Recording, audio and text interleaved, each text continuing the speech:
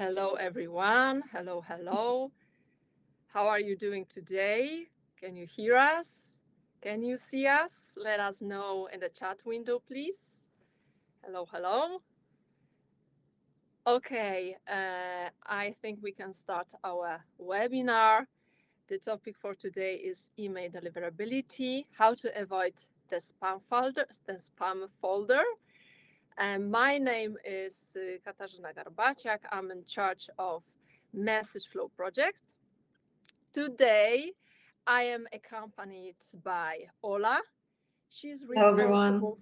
Hello, hello. She's responsible for implementing email deliverability strategies for our customers, the most conscious senders. And with us, there is Gosia. She is answering your question in the chat window. So go ahead if you have any question regarding email deliverability. You can ask your question in the chat window right now and during the whole event today. Okay, I think we can start. And our topic is neither the most thrilling and the most exciting. However, it is really important when it comes to conversion rate. So this is very essential. And today we will try give you the most important tips how to start with your infrastructure and the most important practices for you in order to gain the best email delivery. So yeah, I think we can start. And first of all, we would like to share some information about the number of emails sent each day across the globe, because I'm not sure if you know that 261 billion emails is sent every day, and how to make the most important emails, transactional emails, system emails, how to get them delivered to the inbox, what to do, because ISPs like Gmail, Yahoo, GMX, Seznam, and others are ruthless when it comes to the most important rules. And each and every sender, especially mass sender, must meet those requirements in order to have email deliverability and to make them email effectiveness and performance the best as possible. So first of all, I would like to share information about types of email sendings, especially mass sendings, because as I think you know that after implementing new requirements from Gmail, from Yahoo, even if you send transactional emails, 5,000 emails per day and more, you are recognized as a mass sender. So yeah, it is also important to meet those rules, and differentiating types of email sending is important also when we prepare the infrastructure, when we prepare the whole process of warming up. So this is really essential. And there are transactional emails, system emails, the most important emails, right? Because they are generated by the clients, by your customer. So people wait for it. So they are very important, and they should be delivered to the inbox, and this is the first case. And then we also have marketing campaigns, also one-to-one personalized marketing campaigns, and of course terms and conditions, which are the most demanding from the senders, because you have to prepare the infrastructure first, and you have to monitor um, all performance and statuses, analytics all the time, in order to maintain the best reputation. And now I would like to say more about email reputation, sender reputation, because it is the most important thing. And this is the whole history, both on our site. We created as we send emails every day. And this history of sending is really essential on the ISP side. So they are able to anticipate your deliverability for your next delivery, for your next sending, on the base on the previous history, previous sendings. So this is the first step. And there are two cases, because if you start your sending, you have quite a new IP address, a new sending domain. Your sending history is zero. It's totally nothing. You have to build it. And what is essential at the beginning is your cleanliness of your database. It is the first step you have to take care of, because if your sending history is nothing, you have nothing behind you. You have to demonstrate the cleanliness of our database. So this is the first point. And after several sending, we are able to build and earn our sending reputation. And ISPs are monitoring our sending behavior, and of course our recipients' behavior as well. And they are able to observe positive reactions like open rates, click-through rates, but also negative reaction. For example, market spam is one of the negative metric. So it is really important to monitor the whole reputation all the time, and react to the issue immediately. And after that, we should consider also frequency. And this is the slide about the frequency, because there are two type of mailings. First of all, we've got regular mailings. They have stable impact on deliverability. We can be recognized to ISP. They are able to get used to the frequency. They are able to anticipate our next move. So it's better to have something and send emails regularly. And on the other side, we've got one-time mailings, which are really demanding on our side to build a good sender reputation. And it often generates some problems with deliverability, because ISP cannot anticipate your behavior and get used to your sending. So these are two situations.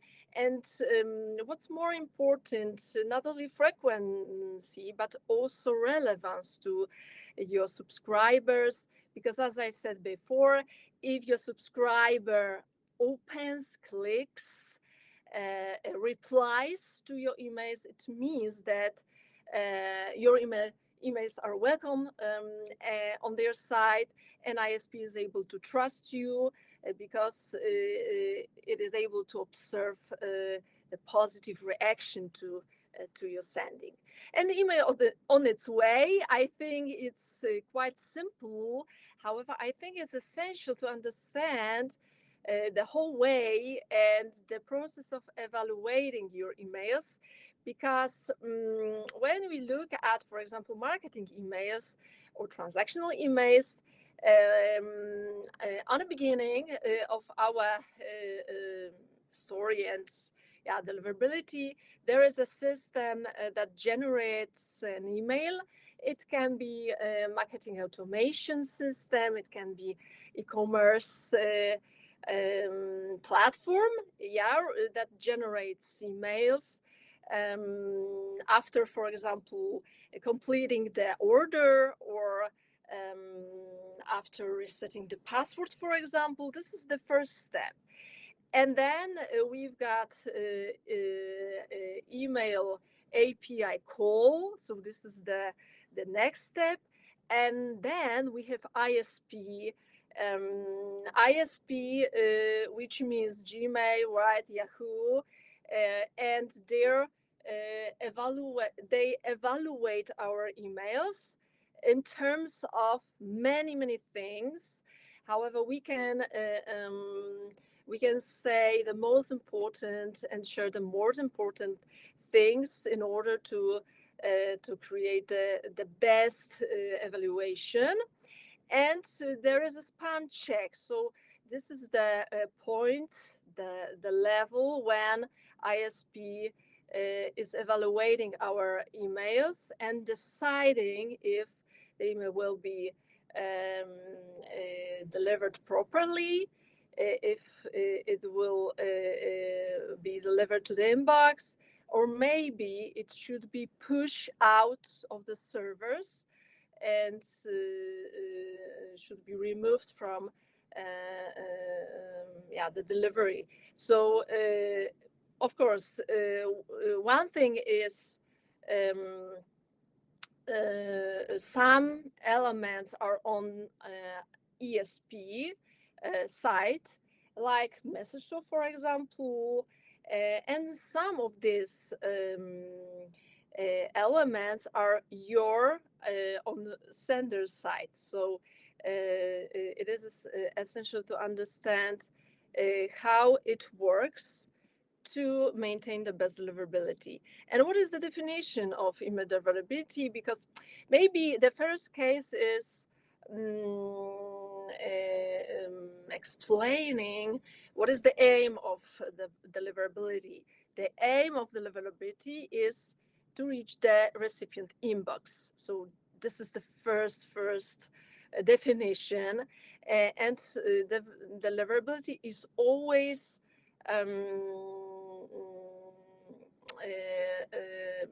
has always direct relation to conversion rate, and email deliverability is the ability to deliver emails to the inbox. So the explanation for that is reaching the inbox. And on the other hand, we've got email delivery rate. It is about the reaching of subscribers' server. So the reaching, I mean, sometimes the email lands in spam folder. So it is quite important where exactly your email lands. So of course, everybody wants their emails hit the inbox. This is the most appropriate way for us. However, how to do it, how to make the most important emails recognizable, as the most important. And we should remember that if we send each and every email from the same infrastructure, the same IP address, I mean marketing emails, terms and conditions, I hope not, but and transactional emails from the same infrastructure, the same IP address, you should remember that transactional emails don't have priority. So we should prepare the infrastructure dedicated for the type of emails in order to make ISP recognize the type of volume and classify our types of sendings to particular folders. So this is the first step. And more about factors affecting email deliverability. Yes, just to sum up, because sender reputation is really essential, and it is most important that, for example, um, spam terms checking, for example. So this is the first step to create your own history. If you want to do it, you should have your own infrastructure to build your own sender reputation. So this is the first step, and you are able to earn user engagement and collect your positive reaction in order to create this positive history. And what's more, of course, cleanliness of your database. It is important, as I said, when you start sending infrastructure dedicated to the type of the sending, and of course, after implementing latest requirements from Google, Gmail, and Yahoo, SPF, DKIM, and GMARC are a must, not only nice to have. So this is very important. And of course, monitoring spam complaints is also really important, and maintaining this metric on the lowest level as possible is also essential for us to maintain the best email deliverability. So we know what deliverability is. We know the way that our email has to take before it reaches the inbox, or it doesn't reach the inbox. But the important thing that we have to say is the map of providers. And on the map, we can see that although most of the European countries really lean into using the most Western providers like Gmail, Yahoo, and Microsoft, we also have some individual email providers that are originated in specific countries. So in Poland we have Onet, or let's say WP, it's Wirtualna Polska in Polish. In Romania, we can see that there is no particular provider that is Romanian in origin. We have Yahoo, but for example, in Germany, Austria, and Switzerland, we have GMX or web.de. So it is important when planning your email sending, either transactional or marketing, to remember that there are some email providers that are local, there are some that are more international, and they may have different requirements. And when talking about requirements, it is also important to say that not only they're different depending on the provider, all of the providers that we mentioned, the local ones, the international ones, also may give the user an opportunity to configure different folders in the inbox. So the same email that reaches the Gmail user can be placed in, for example, primary tab, and the same email is going to be classified as, for example, offers in the Yahoo inbox. It is also important regarding, for example, Gmail or Yahoo or even Polish ISPs that the inbox can be configured in a more simple way. So there are less and less tabs, for example, only others and focus, as you can see for Hotmail. And you can also select more tabs to be present in your inbox, such as primary promotions, social updates, or even forums. As we previously said, for different users, even within the same ISP, the inbox placement of a message can be completely different. And we already mentioned that, but we also have to say how various ISPs are assessing the emails they're receiving from a certain sender. So the first thing that they're looking at is obviously IP and domain reputation separately. Then the contact list quality, they are looking at the list quality, seeing if you're not only sending to very, very old contacts or the contacts that are not existing anymore or inactive. The sending frequency, it is important to remember that the frequency must be, well, maybe not frequent, but regular. Irregular sendings are suspicious in ISPs. eyes, and at the end, content and template. We encourage all of our clients and all of the senders to test the content, test the email subject first before sending, because there are some spam words or content that can trigger the spam filters. And the best practices while sending to actually all of the ISPs, all of the inbox providers is first what we already said, email list management. Make sure to manage your email list, to practice hygiene for your contact base. It is important to delete contacts that are no longer existent, that have some typos, either in alias or in the address domain. It is also important to unsubscribe the users that unsubscribed from your mailing quickly. Gmail gives the senders 48 hours to properly honor the unsubscribe option. So if the user, if your original recipient doesn't want to receive email from you anymore, please honor that and delete them from your contact based from your email list. It is also important to monitor the spam complaint indicator. If it's above 0.3 in Gmail, for example, it means that you are probably sending to some contacts that are not interested in your mailing anymore. And it is best to start sending to more engaged subscribers for a while.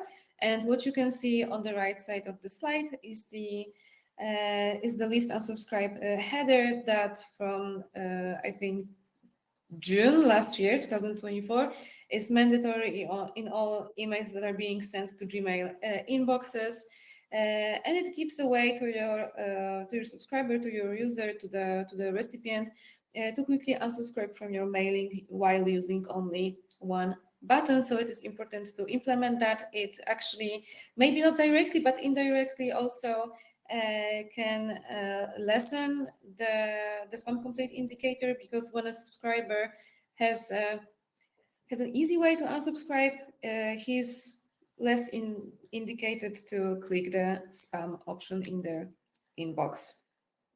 And when talking about requirements for your email, it is also important to say that your email from domain needs to be properly authenticated by SPF, DKIM, and DMARC. And since last year, since February 2024, Yahoo and Gmail, and from this year also Microsoft, requires all of the senders to properly authenticate. And just to remind everybody, SPF is a domain record that informs the recipient's server that this specific IP address that we use to send can send emails from our from domain.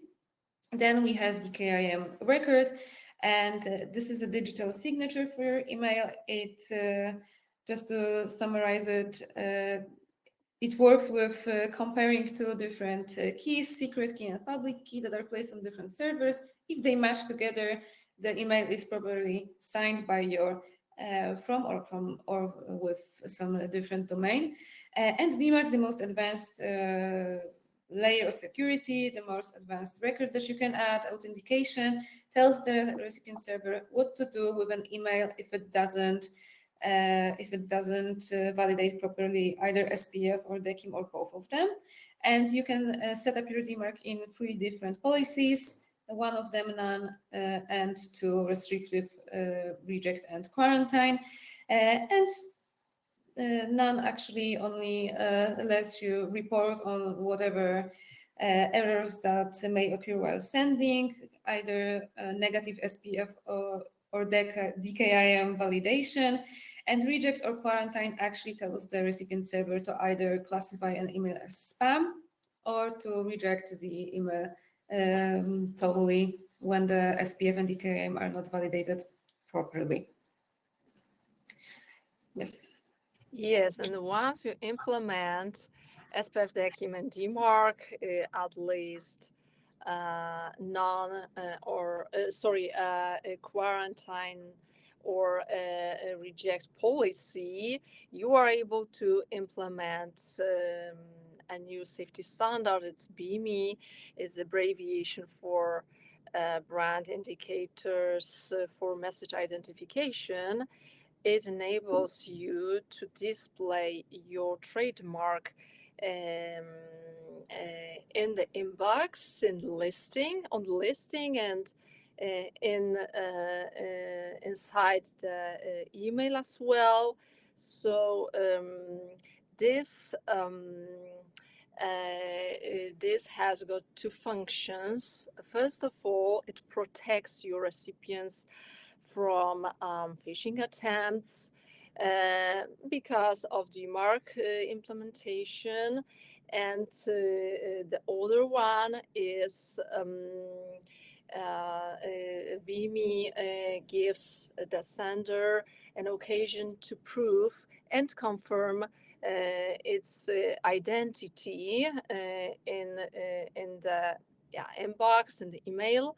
So we would recommend to implement it also in order to improve your conversion rates, because if you see the logo, if you see the brand you are able to recognize, you are more open to reach the email, you are more open to click it.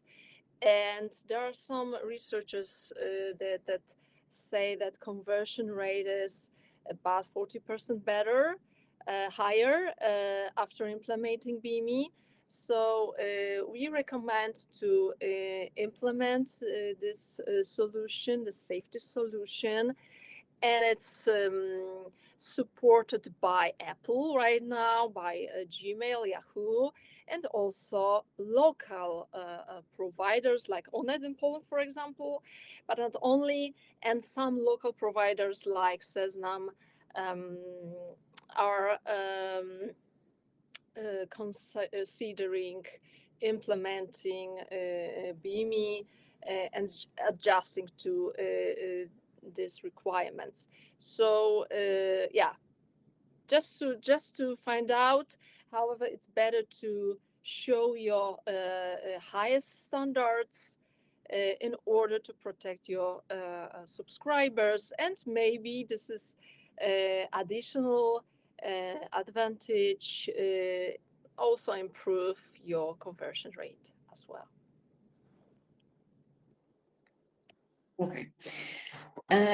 When you start sending your emails and the email campaign is ongoing and you're a sender, then the important thing is to monitor the IP and domain reputation. And to differentiate them a little, we have to say that IP reputation tells you where is this message coming from, the infrastructure.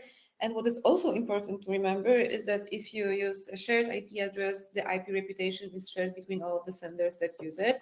And when talking about domain reputation, it is also the sum of all of the activity that the domain is performing on the internet. So all of the infrastructures that you use, all of the email flow that is coming from this domain, is a factor in this domain's reputation that the providers are going to take in when judging your email. And when we talk about monitoring and checking your IP address and domain reputation, it is important to mention Google Postmaster tools, because as we've already seen on the map, Gmail is in the majority when it comes to global providers. And for example, in Poland, it can make up to 70% of the email contact base.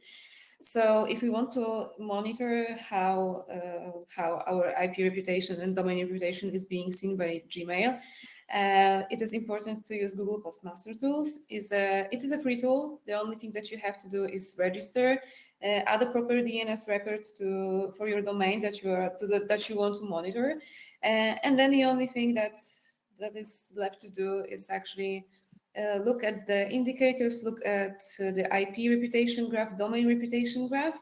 There is also a spam complaint graph that is important to look into, because it indicates when were the most spam complaints, in which campaign, when did people mark your emails as spam the most. And when you want to check what IP addresses contributed to the IP reputation on the IP reputation graph, as we can see, it can be graded from bad through low and medium to high. If you click on one of the colors on the graph, either green, yellow, red, and dark red, you will see which IP was used to send when the traffic was marked as especially bad, for example. And when it comes to domain reputation graph, you can see that it can also be graded in the same way as IP reputation. So from bad through low, medium to high. What is important here is that when looking at the Postmaster tools as a whole, the first thing you have to look at is the spam complaint indicator. Then if you see that it is above 0.3 or even more, it happens, you can also expect that the IP reputation is going to lower and the domain reputation is also going to lower as well. So it is important to monitor that. If you do not want to use Google Postmaster tools, you can also use Sender Score. Also, although it doesn't really indicate which providers are giving information for the values that you see there. So Google Postmaster is even more detailed here, but it only regards the Gmail inboxes. You can also configure Yahoo Sender Hub, but Yahoo Sender Hub only gives you a way to put the email address to which you're going to get emails with information which of the users marked your emails as spam, and it only regards the Yahoo users.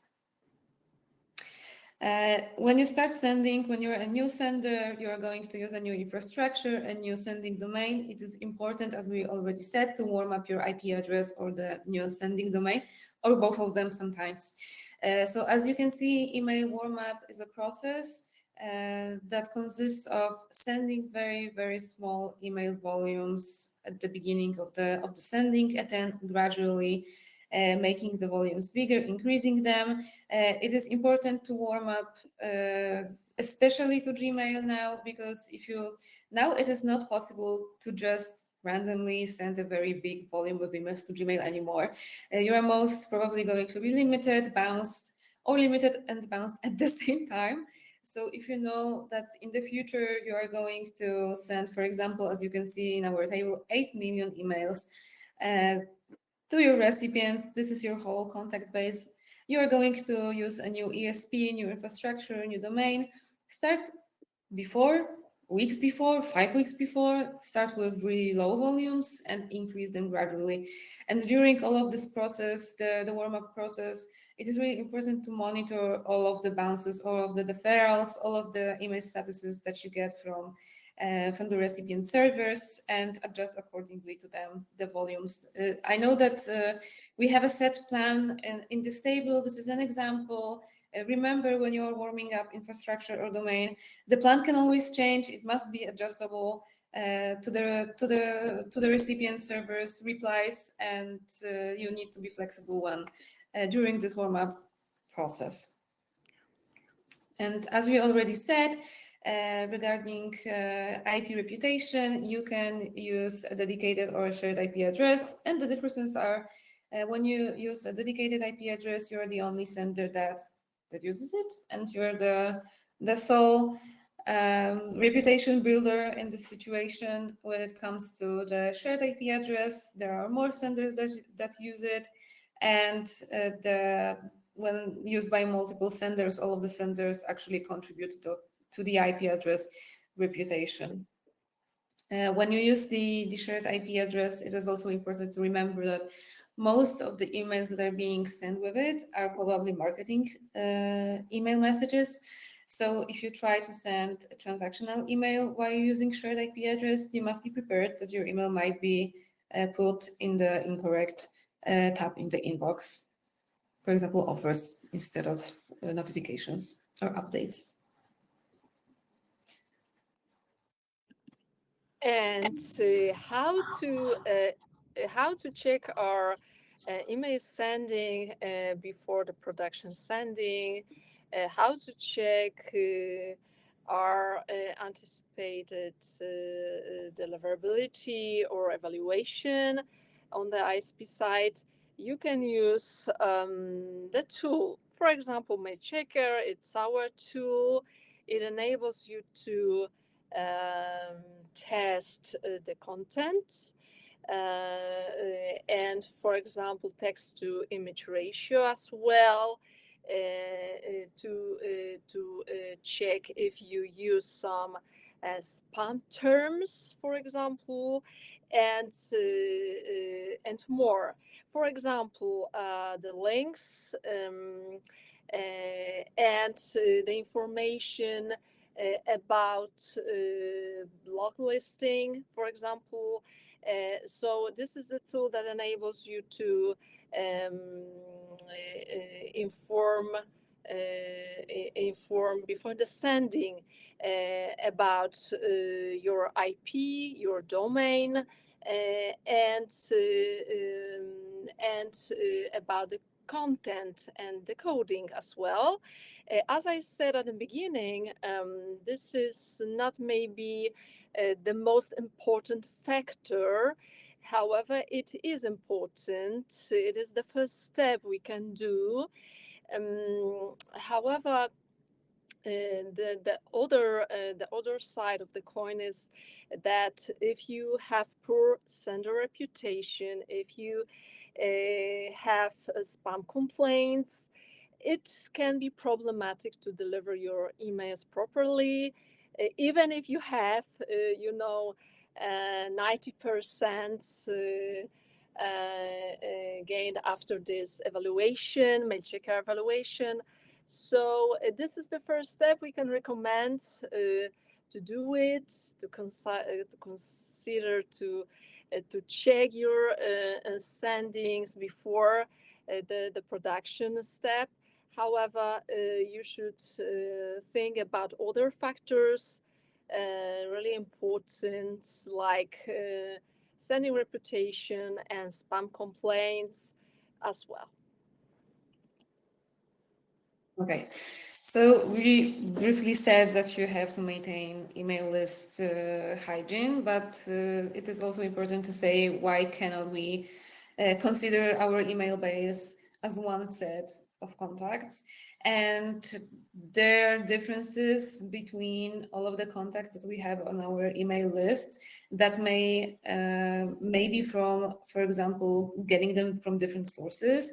I saw that Gosia already said that it is important to implement double opt-in when sourcing your email addresses, although we are aware that some of the senders are sometimes buying email lists, which we do not recommend, obviously, but they can also be collected by some online forms, even some analog forms in stores, by service, and so even single opt-in is still being used sometimes.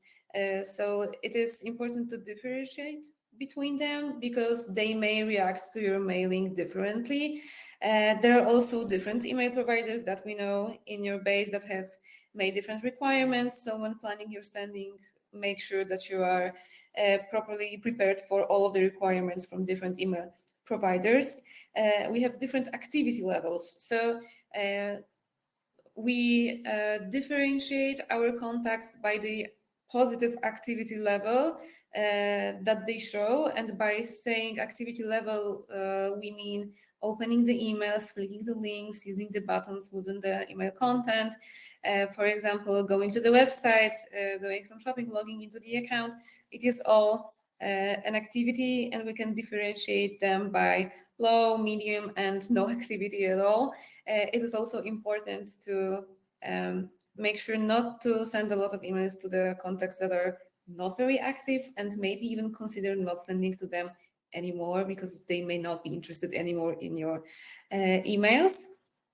There are different ages and histories of addresses, and yes, different ages, so they may have been collected a long time ago. And as Goha already said, if you have some contacts in your contact base that are kind of old, they may be inactive anymore, and because of that, they may have been made into spam traps, and we will talk about spam traps more in a minute.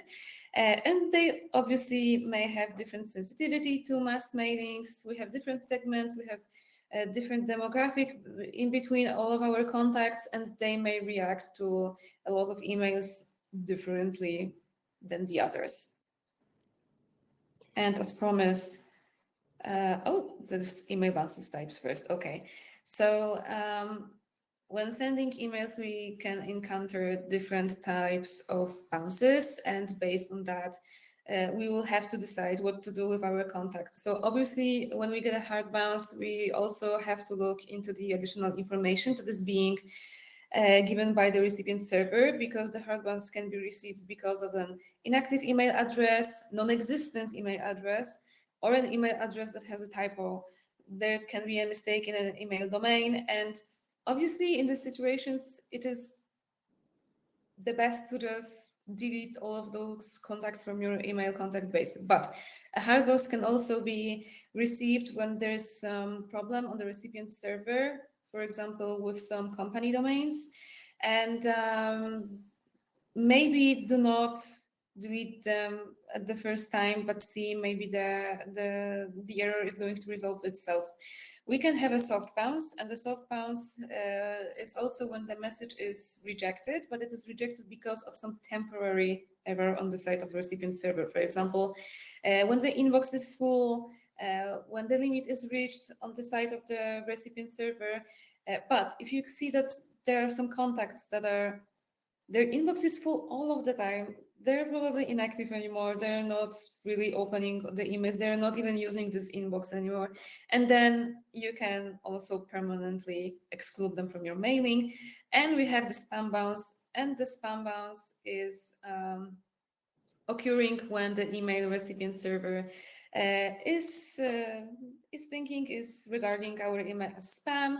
It may occur when your email sending IP address is being listed on either abusive spam host or some other global blacklist. It can happen when you're not sending emails to Microsoft, for example, Hotmail, Outlook, and Livecom regularly, and then you have to contact either the blacklist provider or the email provider to clear the air.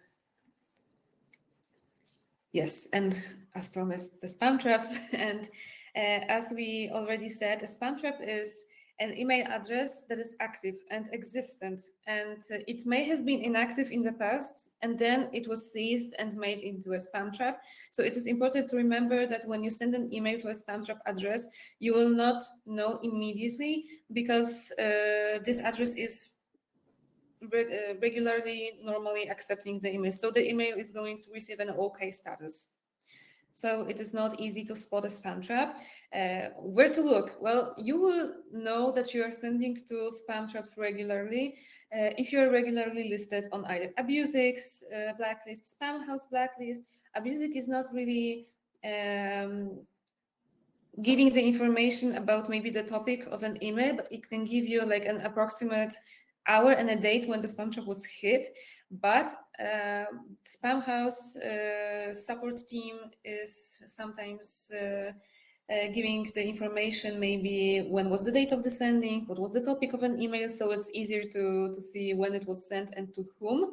But of course, nobody is ever going to tell you what the spam trap email address is, because it is canceling the purpose of those spam traps. And yeah, what it indicates if you have spam traps in your contact base, either poor hygiene or not the proper way to collect emails into your contact base, or yeah, we already said that the email addresses may be just really old in your contact base, and it is better to consider sending only to the active and engaged users for a while, and properly clean your contact base. Yeah, I've told you about positive reaction to the mailings, the sendings. And yeah, this is very essential to make people react in a positive way, because it's good to target the most engaged audience. How to do it? Of course, the answer is personalization, building segments that meet specific criteria. And this is something you are able to do inside our web application. You are able to match data. You are able to collect data from many sources. These are this is not only declarative data, demographic data, but also behavioral information about your previous campaigns, not only email campaigns, but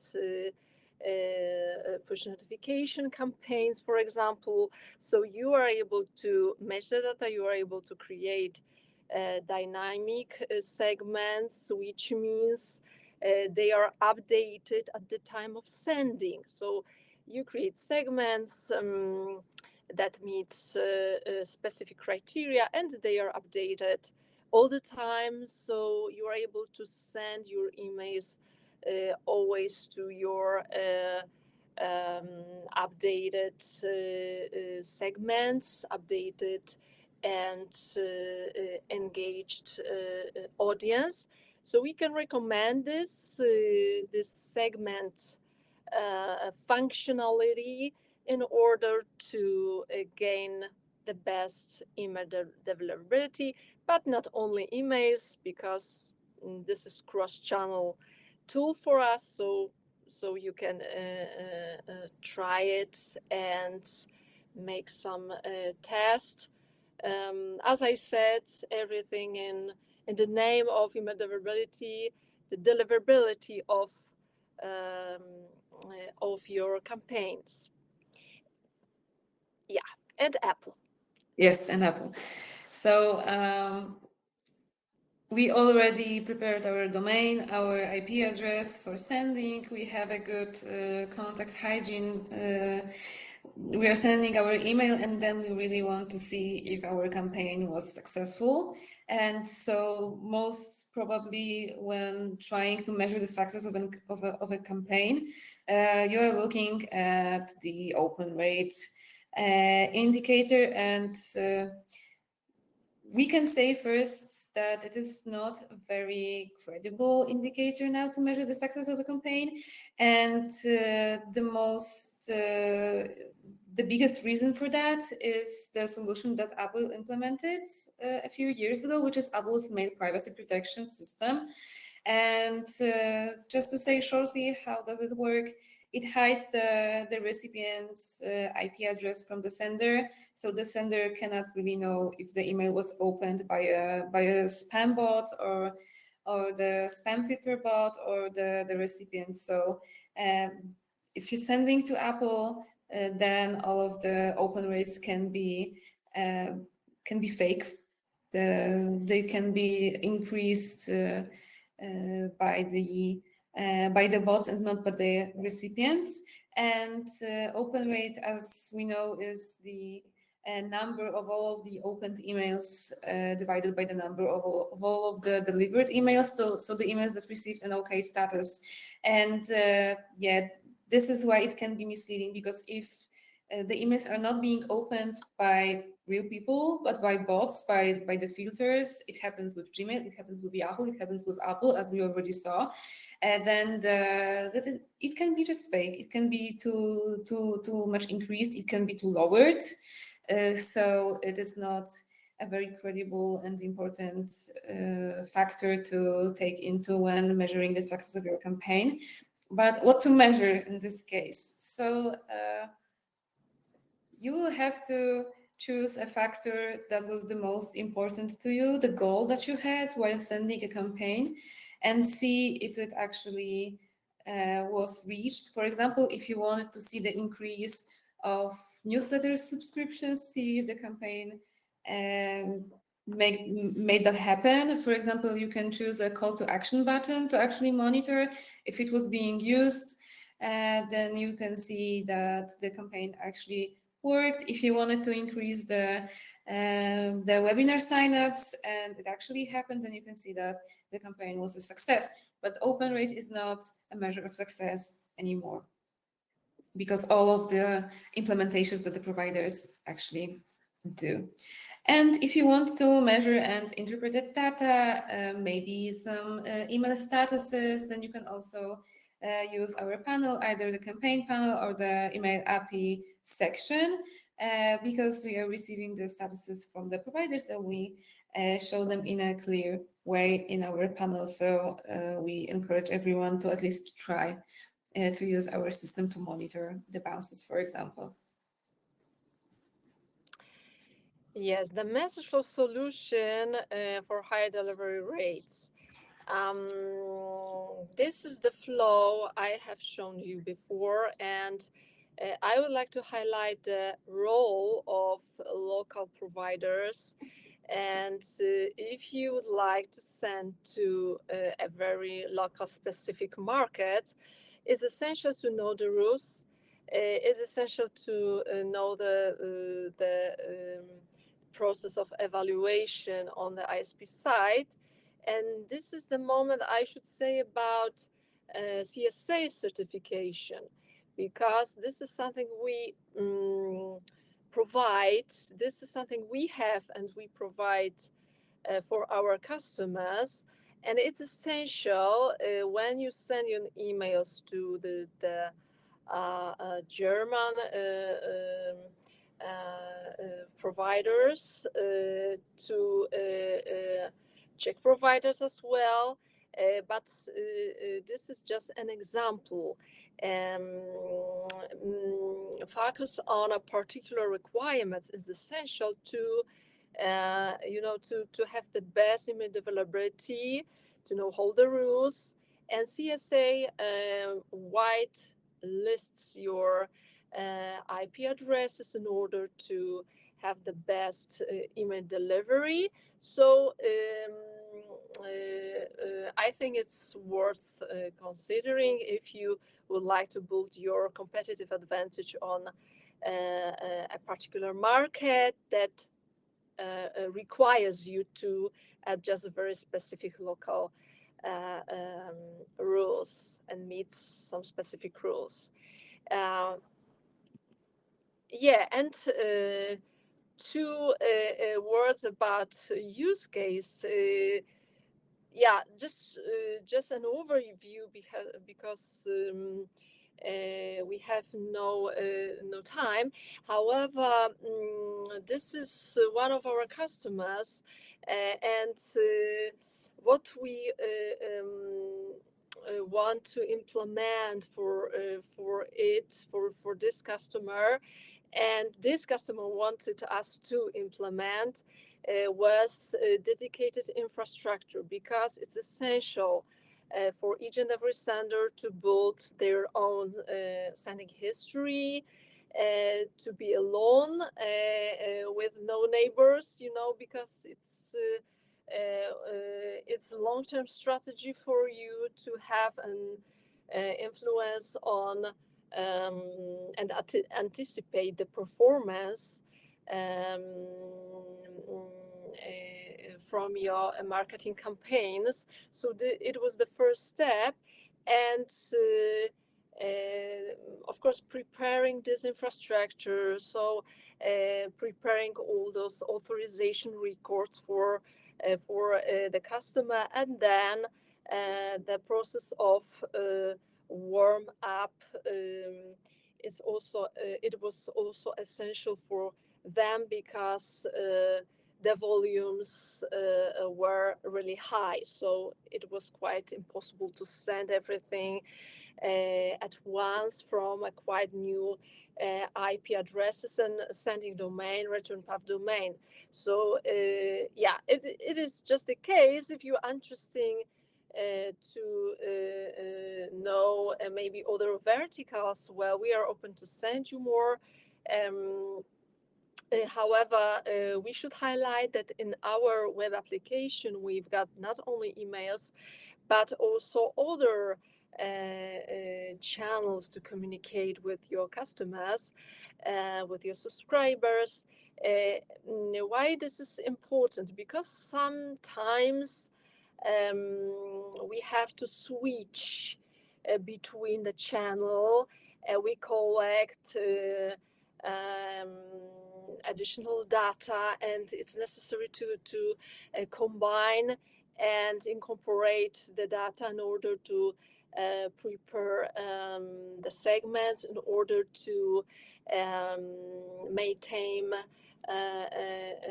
the cost effectiveness as well, not only performance, but also we should look also at the cost, and you are able to do it if you have an occasion to switch between the channel. For example, a text messages channel is really cost consuming. So if your subscribers react positively to your email campaigns, which are cheap, right? Much more cheaper than text messages, maybe we should consider preparing the whole flow, including not only text messages, but also emails, push notification. If you have your mobile app,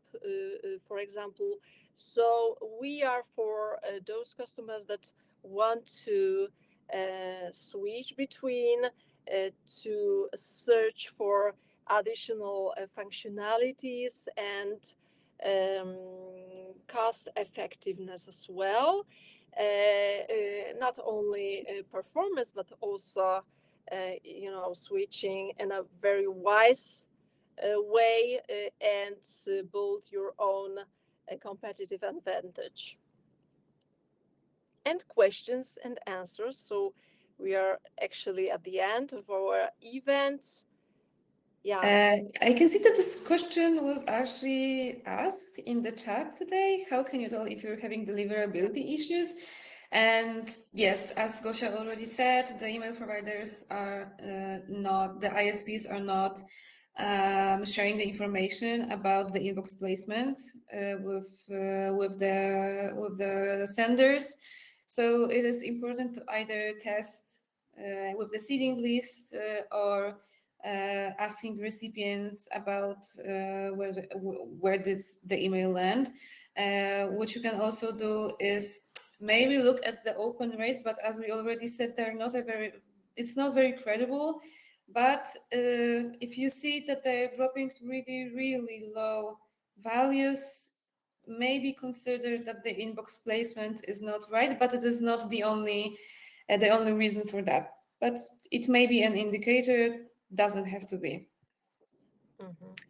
Yeah. Should you have separate deliverability strategies, one for regular campaigns and another for occasional sends? Yes.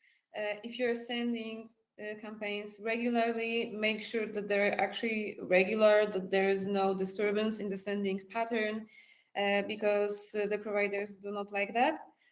If you are regular, then the providers are not going to regard you as suspicious if there are some discrepancies. For example, the volume is unusually low or unusually high for some sender, then it can be deemed suspicious and your emails may be limited or bounce. When it comes to occasional sends, and we're talking about some privacy policy updates or just terms and conditions updates, then it is important to warm up the infrastructure first, to send to the most engaged users first, to maybe use a different domain for terms and conditions than to your regular campaigns or transactional emails, and make sure to really separate the volumes into smaller ones and send them in some batches, so not all of the volume is being sent at the same time,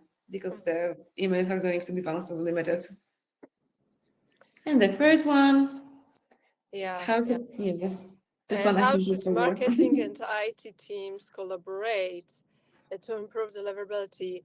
Why is this a case? Because after implementing new requirements from Gmail and Yahoo, it was the best example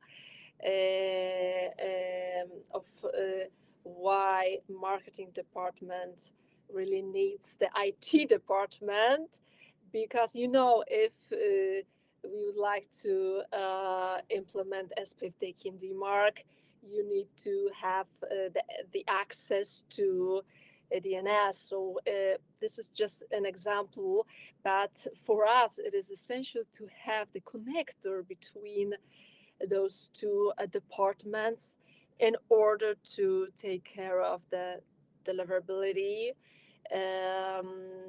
Yeah, I think it's clear. I think now we understand it and we can see it clearly. However, this is just a summary, and this is something we see when we talk to our customers, marketing and IT departments, and the synergy between them is essential to have the best delivery rate. Okay, should you have any question, please send us in the chat window.